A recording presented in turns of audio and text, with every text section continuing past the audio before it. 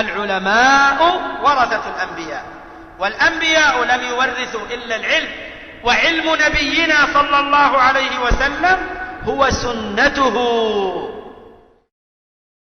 Si moi Allah m'avait dit tu allais vivre une seule fois, tu meurs, il n'y a rien, je ne me serais jamais endormi du matin au soir 24 sur 24 en train de courir derrière l'argent et derrière autre chose, du matin au soir. Pourquoi? Parce que je sais que je vais mourir et il n'y a rien. Le kafir, le mécréant, quand il se complique la vie, il a raison. Il ne va vivre qu'une seule fois, ça peut être logique. Et lui, il sait, il dit, moi je vais vivre une seule fois, il n'y a pas de l'odé là. Donc quiconque vit une seule fois, il faut qu'il profite. Mais Allah t'a dit, il y a tout là-bas, il y a tout. Prends seulement le nécessaire ici. Ne prends pas cette vie comme paradis. Car le prophète sallallahu alayhi wa sallam a dit, Dunya, il a dit la vie, le bas monde, sijnul mu'min, c'est la prison du croyant. Wa jannatul kafir, et c'est le paradis du mécréant. Toi, quand tu passes devant un mécréant, tu vois qu'il a construit un beau palais, la belle voiture devant la porte, le garage.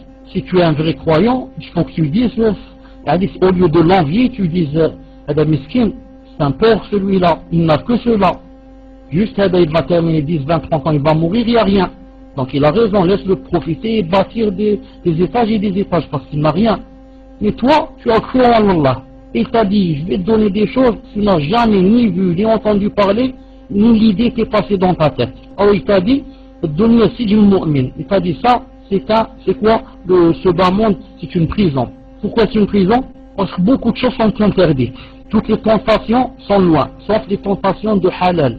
Avec ta femme, avec Kada. L'autre, le kafir, il est libre, il te dit, moi je fais tout, j'ai pas de haram, j'ai pas de Coran, j'ai pas de sunna, il te dit même, alhamdoulilah.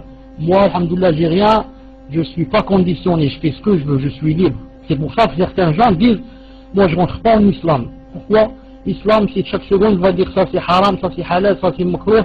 Moi je veux vivre libre, je veux pas les chaînes, je veux faire ce que je veux.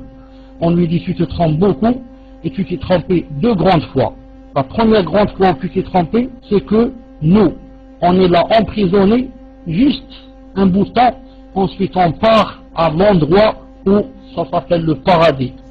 Toi, tu es là, tu fais ce que tu fais, et demain tu vas rentrer dans une prison pour ne plus ressortir, une prison enflammée. C'est la première faute. La deuxième grande faute que tu fais toi, c'est que tu crois que si tu ne veux pas te faire conditionner par l'islam, tu veux être libre, tu crois que tu seras libre. Jamais au grand jamais. Jamais au grand jamais, jamais au grand jamais. Pourquoi? Parce que Allah a créé toute personne pour qu'elle soit soumise. Soumise, il faut qu'elle soit soumise. Seulement elle choisit. Elle se soumet à Allah ou bien elle se soumet au shaitan. Naam. Ou bien tu choisis. Tu deviens esclave à Allah subhanahu wa ta'ala et il te donne ici et là-bas. Ici, c'est pas il te donne des palais. Ici, il descend quelque chose dans ton cœur que personne n'a. Il descend quelque chose, la sakina dans ton cœur, la rahma, le bonheur. Tu sens quelque chose dans ton cœur que personne ne peut sentir, sauf s'il est croyant, il est pieux. Toi, il te donne ça. L'autre, le café, il ne la lui donne pas.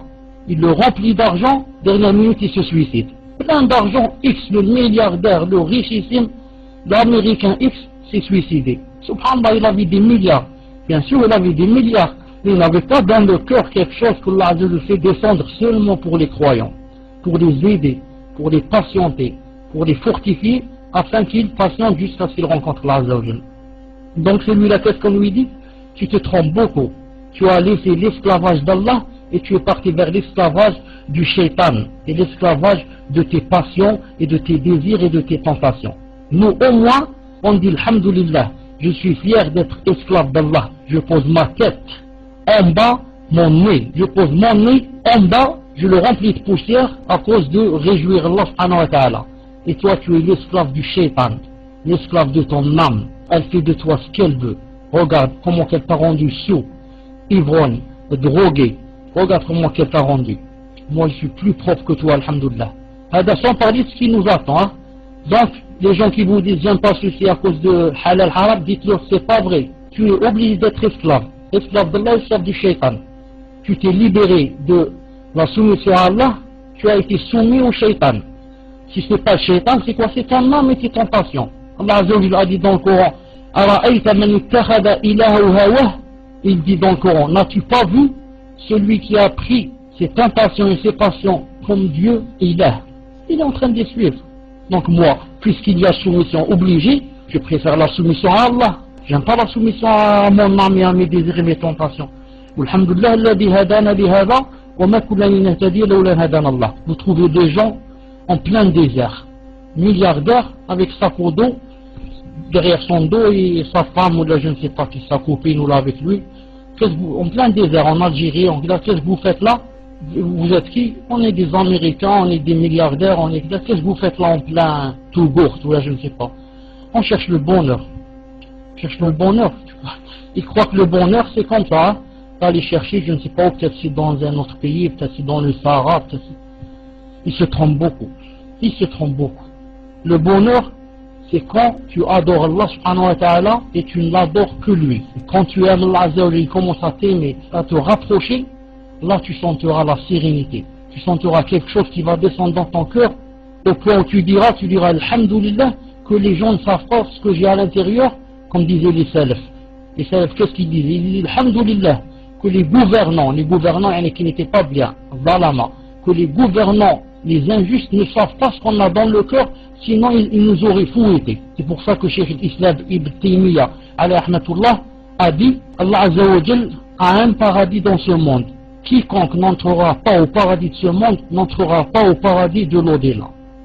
Ils ont dit, c'est quoi le paradis d'en bas? Il a dit le cœur. Quiconque ne sent pas dans son cœur une sérénité, une joie, un bonheur, ça veut dire qu'il a des mashakil dans sa croyance. Ça veut dire qu'il doit revoir où est le problème.